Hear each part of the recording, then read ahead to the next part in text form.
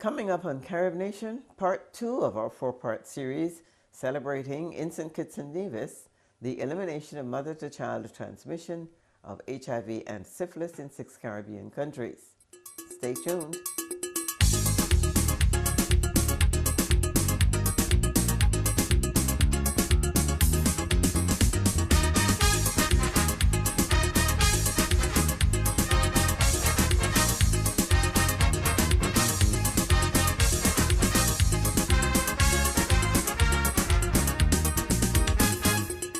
Hello, welcome to Carib Nation. I'm Doris Dean. In part 1 of this series, we introduced you to the practitioners working with HIV-positive pregnant mothers to prevent the transmission of HIV and syphilis to their babies. In this second part of the 4-part series, we talk with the supervisors, facilitators, and supporters of those practitioners about some of the strategies that contributed to their success in eliminating mother-to-child transmission of HIV and syphilis. In St. Kitts and Nevis, the host country, Dr. HAZEL Laws, Chief Medical Officer, and Dr. JUDY NISBETT, Medical Officer of Health and HIV Clinical Care Coordinator in Nevis, talked with me about their supervising and supporting roles at the federal level.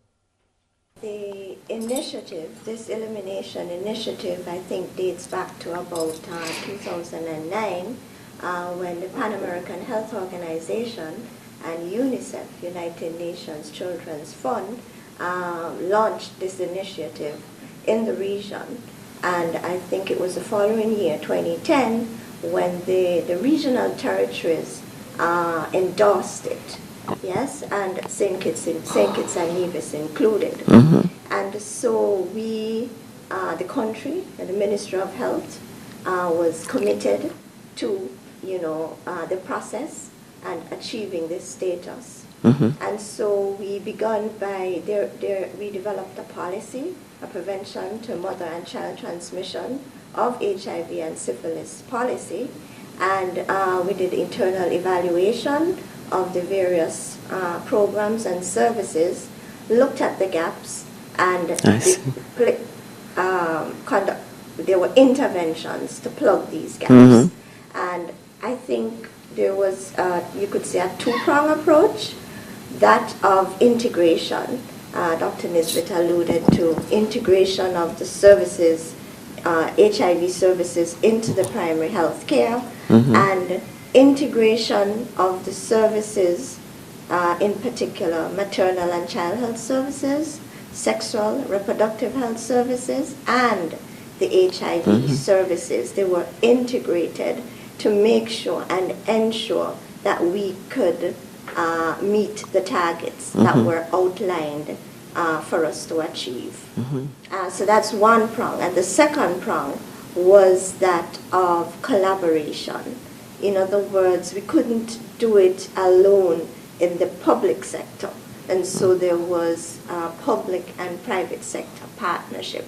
Since the introduction of these programs, mm-hmm. you must have seen some change in the way people address themselves, the way they feel about themselves, the way they go about their daily lives. Yeah, and how has that impacted them? And these would be persons who are positive? Persons who are positive. Okay, because there are services that are available to them. Mm-hmm. It's just not medication alone, but social support, psychosocial support. We have nutritional support that's available to them. So they're able to go about their lives normally. I've seen an improvement, mm-hmm. all except maybe about 2 or 3 of my patients are actually not working. So they're all in the workforce, basically. Mm-hmm. And just their well-being, just their checking on their viral loads and their CD4s, you can see how they're improving, with the treatment and with the support that we're giving. The last time I talked to anyone about this, we recognized World AIDS Day several years ago. And one of the things we talked about is stigma. And I know that, as you said, one of the ways of removing that was decentralization. But how, do you think you have seen an increase in people doing their testing and really getting involved, getting the message getting through to the population as a result of promotions and programs and publicity to remind people, and therefore gradually removing that stigma? We have seen an increase in the number of persons who are testing, which means that persons are more conscious now, and perhaps stigma is decreasing. I've seen, because I've been in it for a long time, and I've seen a decrease in stigma. Healthcare workers, for example, are now more accepting of persons with HIV. They're not as scared to treat patients. So I've seen a decrease. But persons are taking their tests. When we have outreach, persons are actually coming in and getting tested. We have some repeats, and over the years we've had new ones coming in. So our programs have been working. Our messages to the public, they have been working. And what we have also done is to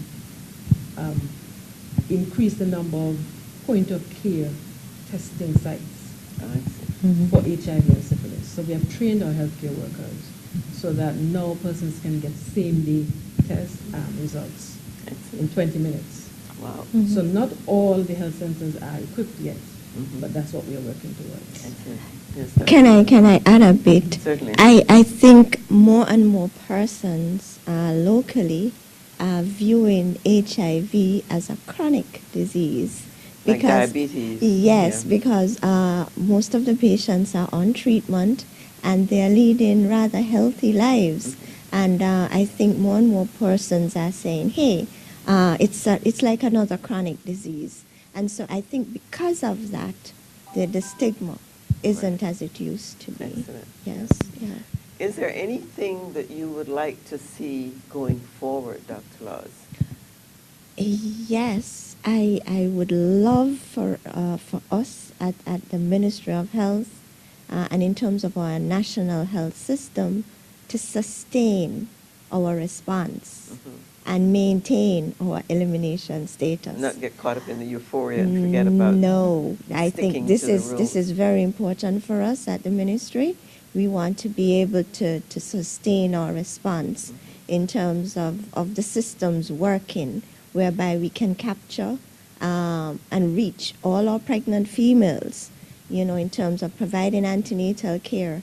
We are hoping that they would start care within their first trimester and, adhere to their appointments, get in terms of all of them being tested for HIV and syphilis, and that those that are positive will be treated, based on the protocols. I mean, not only the moms, but the exposed babies and their partners. Right. And so that's our hope at the ministry. Also sharing the federal responsibility in St. Kitts and Nevis is Dr. Eugene Hamilton, Senior Minister of Health. He believes that the success of this program to eliminate mother-to-child transmission of HIV and syphilis is an incentive to develop similar programs for some of the non-communicable diseases plaguing the Caribbean. Among other things, he is committed to introducing universal health care in St. Kitts and Nevis to ensure full access to all nationals. As a nation state, we have determined since 2012 that the elimination of HIV and syphilis, transmission from mother to child, should be one of the top priorities. And since 2012, between 2012 and 2016, the data collected suggests that we have been able to apply all of the modalities that were set up in the first place. And wherever we had protocols that needed to be improved, they have been improved. The results, I'm sure you will see, show that we have achieved the goals that we set for us as a nation. In fact, I can probably say as a region. And so today, in fact, tomorrow, as we celebrate, we'll be celebrating achieving that goal of eliminating the transmission of HIV and syphilis from the mother to the child. In terms of taking on the challenge of eliminating mother-to-child transmission, as well as working on eliminating HIV generally in the population, how difficult has it been to harness the enthusiasm and to have your population buy into the concept that the government is behind you, the government is willing to do what it takes to eliminate this disease, and therefore we're looking to you now to do your part? And how have they been able to, how have you got their response to that? Well, we have a very robust unit in the Ministry of Health, headed by Gardina Destang Richardson. And she and her team has been able to mobilize support across the country. They're very motivated, quite frankly. And usually any targets they set, they surpass those targets. And while in the early stages, because of the stigma, you would have had persons who might have been unwilling to do testing, there's a high percentage of persons who participate in testing in the Federation now. And so, yes, it is challenging, but I also think that they've been able to achieve a level of involvement from the community because they have been confidential in handling all of the information provided to them. They have been able to respect persons' privacy, give them an opportunity to select whether they want to be tested or not, and indeed to participate in other programs which are set by this team. I have to give praises to this wonderful team. In terms also of other diseases, non-communicable diseases, do you think that this energy, this intensity is something that you would like to see or can possibly be translated into some of those other non-communicable diseases? I thank you again for that question. Certainly, I think that what has been demonstrated with the AIDS program, with the HIV program, certainly can be emulated, can be duplicated in other areas of health endeavor. Certainly in dealing with non-communicables, while we do have and have engaged persons with knowledge about naturopathic medicine and other things, we are ramping up the promotion of healthy lifestyles, what you eat, what you drink. We are a nation state. I will venture to say that perhaps on Fridays, drink a little too much.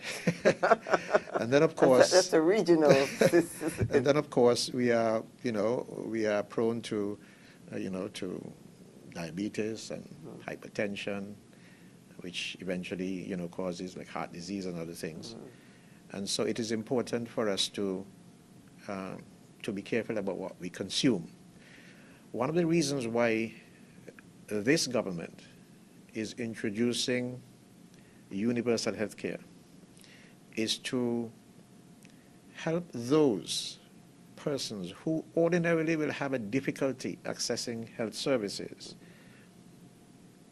help them to be able to go through this period of real need. I have seen many persons who have had to travel to the United States of America and spend in excess of $1 million on these non-communicables and the results of the non-communicables. And yet still, they may not be cured. Exactly. But I've seen those who were not able to travel at all. Precisely. And who just pine away and die. Those folks, I think, ought to have an equal opportunity, an equal chance to access health care, health services, whether it is here in the Federation or it is abroad. Yeah. And that's one of the missions of this team unity government. Yes. Let's talk a little bit about the region. Yes. CARICOM, I know, has been supported over the years by the ministers around the Caribbean. How much input does CARICOM as a body have, and do you think should have, in terms of helping the different states implement some of these programs to raise the standard of living and health services for the entire region? Because I think while each individual state is doing what they can, a regional approach, an outlook, will save money, general resources, the use of expertise, and I think there are many things that can be done collaboratively. Yes, you raise a very important point because in some of our nation states, we have what we call centers of excellence. For example, in Antigua and Barbuda, there is the center which has been built to do radiation. That will be a focal point for radiation therapy. Right. And in St. Vincent, you have something where which deals with children, the care for children. We, at one stage in St. Kitts and Nevis, considered focusing on diabetes. And it is still part of our discussion. And so we would hope that in the not-too-distant future, we will have our own center of excellence on a particular disease, so that the persons in Antigua and where have you that find themselves with that particular disease can then travel to this nation state for delivery. But we continue very regularly. Our technicians, they interact with each other, meet and discuss, and benefit from the shoulder-to-shoulder discussion in forum, the best practices that we have, so that they can take what is gleaned from those interactions to their home country. And of course, it's ongoing. And so, but I should also add that is confronted from different points, from different angles. For example, it's not just about the treatment of health, because we have to talk about prevention. Of course. Yeah. And when we talk about prevention, it also goes to food security. And so, right. All the pieces and so where our agricultural departments and agricultural ministries can help with the development of root crops that can be transformed into downlink products. For example, cassava. Right. We have now introduced the concept in the Windward Islands, and it has been tested here in St. Kitts, of using cassava to bake bread. Right. So that rather than a 100% gluten flour bread, you now have a bread which 40% or 50% cassava content. Now, cassava will be considered much, much more healthy and homegrown. Exactly.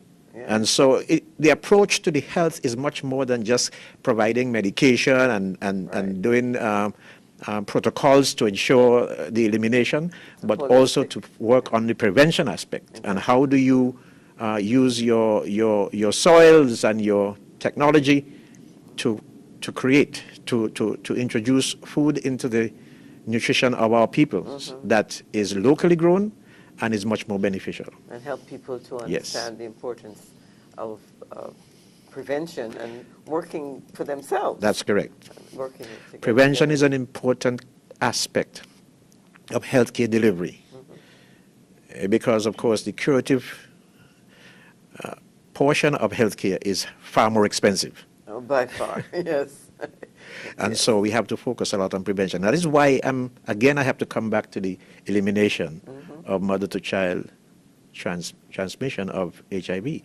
Because while that may be somewhat of a curative measure, it is also a preventative measure. Precisely, because you start the children from the right, in the right way. That's correct. And that's... As they say, what you do for a mother, you do for a family. That's right. So, that's right. Yes. You are right. You handled it very well.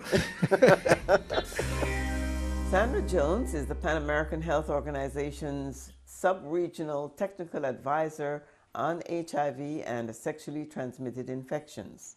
She's based in Barbados and has seen this program develop from its inception.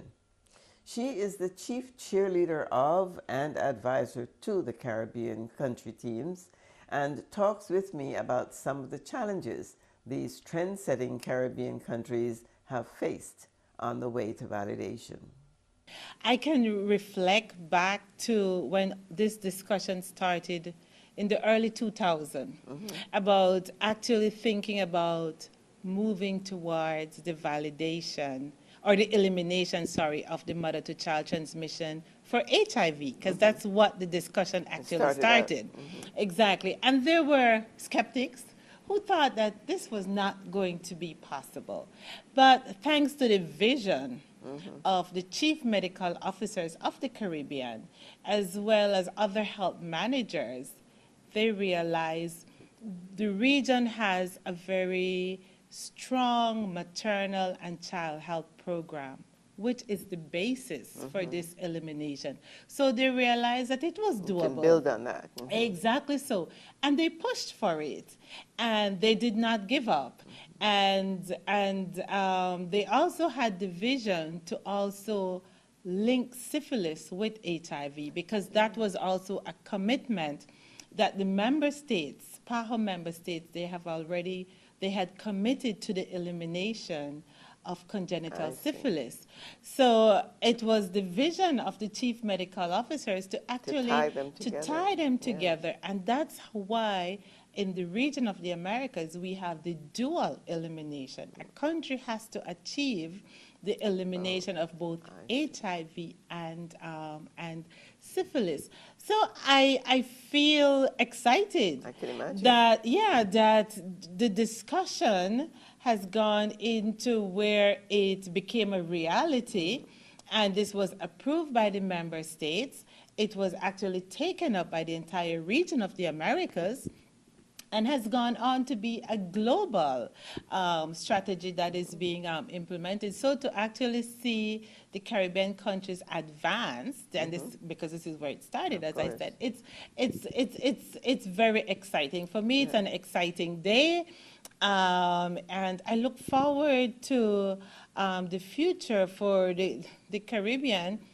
We have started the elimination of the mother-to-child transmission of HIV, and so it is telling us, well, HIV and syphilis, that we could really eliminate HIV and syphilis as public health problems in the region, because this is a first step towards getting there. Exactly so. Because, yes, exactly, as they say, once you do, whatever you do for the mother, you do for the family. Exactly so. Once you get that under control, the chances are that you get the rest Exactly under so. control. And I'm glad you mentioned the family, because we see the elimination of the mother-to-child transmission of HIV and syphilis. It's within the whole context of family and community health.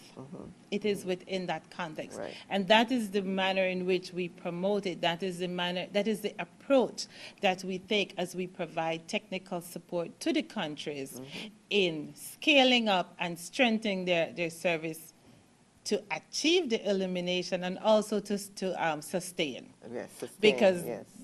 Achieving is one thing. Yeah, that's what I wanted to talk about. What were some of the key challenges that you had to overcome, and how did you attack them? We focus on HIV. And so systems were in place for the data collection, but we did not have the same for syphilis. So as countries started looking at their services with the overall intention of collecting the data to demonstrate, because the countries knew, and I think all the countries in the region, they know where they're at. But it's to look at the data, the evidence, to demonstrate that they have eliminated. So while it was clear-cut for HIV, there were limitations for syphilis. So I do know for a fact that that's one area that the countries are scaling up, as well as, we've had for many years rapid tests for HIV. And so now the region is actually looking at the validation of rapid testing kits for syphilis. And this will allow for the scale-up and the strengthening of syphilis tests for pregnant women, as well as within other key population as yeah. they access health services. Exactly. Do you have a sense that you, apart from the elimination of mother-to-child transmission, do you get a sense that you're really getting a handle on all of the pieces that have been hindrances to controlling HIV? And you know, that is one of the areas that the region is actually focusing on. Looking at the strengthening the services for young people. And within the whole context of sexual and reproductive health services. Because as we look at the data, as countries started to look at what the data was showing to demonstrate the achievement, we do realize that there were a lot of very young people with HIV pregnant. And sometimes they do not come or they do not access antenatal care as early. So those are some of the critical areas going forward that will be addressed. The region has, and is the only region that also has a technical working group Yes. for the elimination of the mother-to-child transmission of HIV and syphilis. Talk about that technical working group, the makeup of it, the concept behind it, and what are some of the things that they have been successful at? Right. So basically, the technical working group, it's a group of experts from the region, ranging from pediatrician to HIV experts to syphilis experts, healthcare providers, civil society, and young persons on the committee. And it's basically to look at what are some of the gaps and challenges and how these gaps and challenges can be addressed as a region. Now, as a technical advisor for the region, you obviously have quite a broad network. Tell me from your personal perspective, what are the challenges of managing that entire network, and how do you see the possibility of sustaining that to keep that energy that you talked about earlier? And we hope through the technical working group. But as you're right, it's for the region, there's some commonalities and there's some differences. And so when it comes to the health system, all these things needs to be factored in because we cannot have a prescription one size fit all. Exactly. So basically, we have to, and that is part of my challenge on a day-to-day basis, to identify what works best. And it's not only for me to identify, but in collaboration with the countries, what is the best approach. So there may be regional strategies, but then we have to identify with the country, and as we say, we as PAHO, we identify how we're going to implement the strategy at the country level, given the reality of the health system, the culture, the human resources, the domestic finances. So all these things must be taken into consideration. And that brings us to the end of part 2 of this series in celebration of the elimination of mother-to-child transmission of HIV and syphilis in 6 Caribbean countries.